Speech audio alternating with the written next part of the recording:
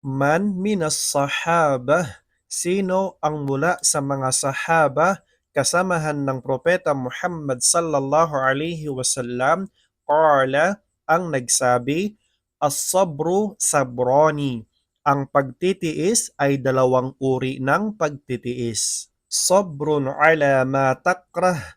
Unang pagtitiis, ang pagtitiis sa mga bagay na kinamumuhian mo. Wasabrun ala ma tuhib, at ang ikadalawang pagtitiis ay ang pagtitiis sa mga bagay na gusto mo. Sa madaling salita, sinong sahabi kasama ng Propeta Muhammad sallallahu alaihi wasallam ang nagsabi na ang pagtitiis ay dalawang uri? Ang pagtitiis sa mga bagay na iyong kinamumuhian at ang pagtitiis sa mga bagay na iyong gusto.